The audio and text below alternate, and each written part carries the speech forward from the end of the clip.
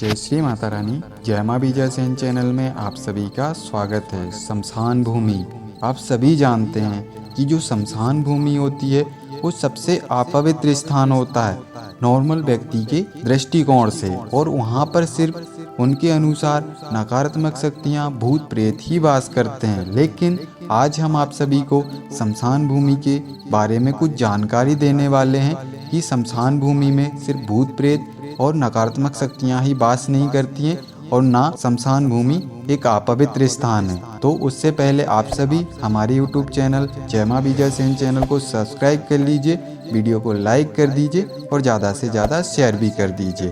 तो अब हम आप सभी को बताते हैं कि जो शमशान भूमि होती है वो साधु सन्यासियों के लिए, अघोरियों के लिए, शमशानी साधक के लिए, तांत्रिक के लिए, ऐसे व्यक्तियों के लिए शमशान जो भूमि होती है वो सबसे पवित्र होती है। और शमशान भूमि में वास कर रही सभी प्रकार की शक्तियाँ उनके लिए पूजनीय होती हैं, और ऐसे लोगों के लिए घर और शमशान बराबर होता है।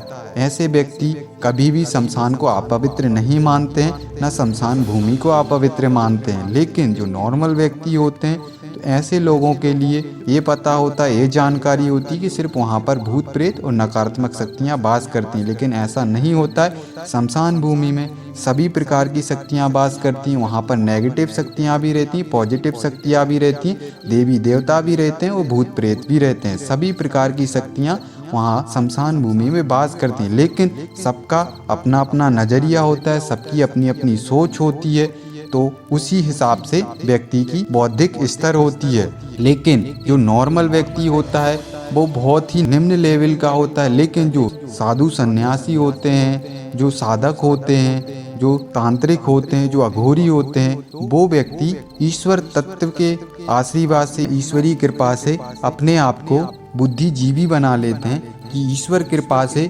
उनके सामने वो सारी स्थितियां प्रकट होने लग जाती हैं। वो सारी स्थितियां उनको समझ आने लग जाती हैं कि शमशान भूमि से जुड़े हुए सारे रहस्य उनके सामने स्वतः ही प्रकट होने लग जाते हैं। स्वतः ही उनको शमशान भूमि से जुड़ी हुई जानकारी प्राप्त होने लग जाती है। स्वतः ही वो सारी जानकारियाँ वो अपने अंदर अर्जित कर लेते हैं शमशान भूमि से जुड़ी हुई, जो हमारी सोच से परे होती है। जो शमशान भूमि से जुड़ी जानकारी नॉर्मल व्यक्ति कभी भी हासिल नहीं कर सकता है, ना ही अर्जित कर सकता है, ना शमशान भूमि से जुड़े हुए वो रहस्य स्वयं के अंदर घटित कर पाता है। लेकिन जो साधक होते हैं, जो अघोरी होते हैं, जो शमशानी साधक होते हैं, तांत्रिक होते हैं, ऐसे सभी लोगों के लिए वो शमशान में वास कर रही सभी प्रकार की शक्तियाँ, वो रहस्य उनके सामने स्वतः ही अनावृत करने लग जाती हैं।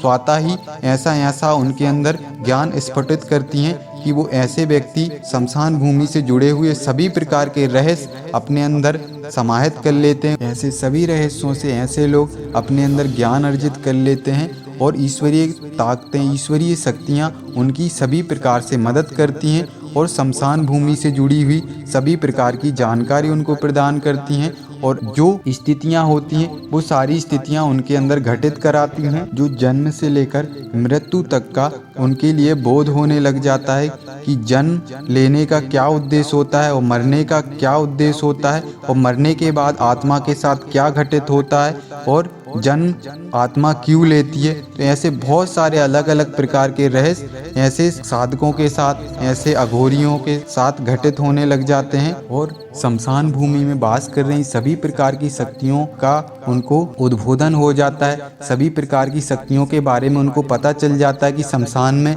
कौन कौन सी शक्तियाँ वास करती हैं, कितनी उग्र शक्तियाँ वास करती हैं, या फिर कौन कौन से देवी देवता वास करते हैं शमशान भूमि में।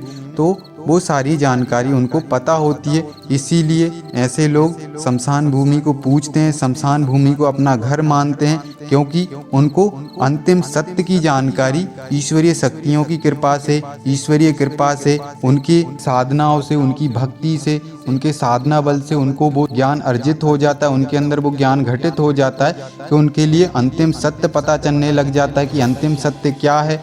शमशान अंतिम सत्य है कि घर अंतिम सत्य है, या फिर ये संसार अंतिम सत्य है। तो वो सारी जानकारी उनके लिए स्वतः ही पता लगने लग जाती है।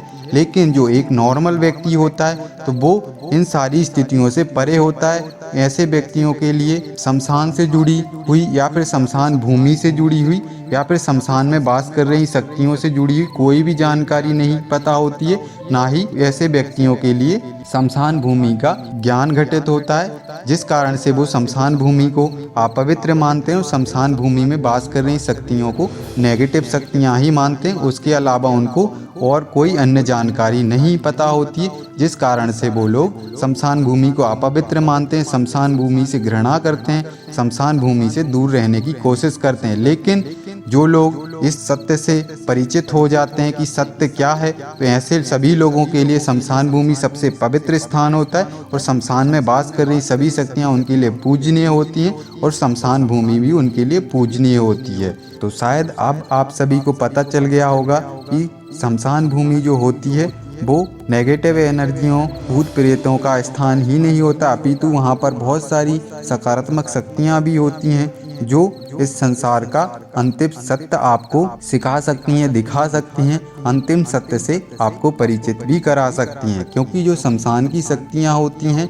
वो आपके लिए मार्ग दिखा सकती हैं, वो ज्ञान आपके अंदर घटित करा सकती हैं जो आपको अंतिम सत्य की तरफ अग्रसर कर देगा। तो अगर आप सभी को हमारे द्वारा दी हुई जानकारी अच्छी लगी हो तो वीडियो को लाइक कीजिए, शेयर कीजिए। अगर आप हमारे चैनल पर नए हैं तो चैनल को सब्सक्राइब कीजिए। जय श्री माता रानी।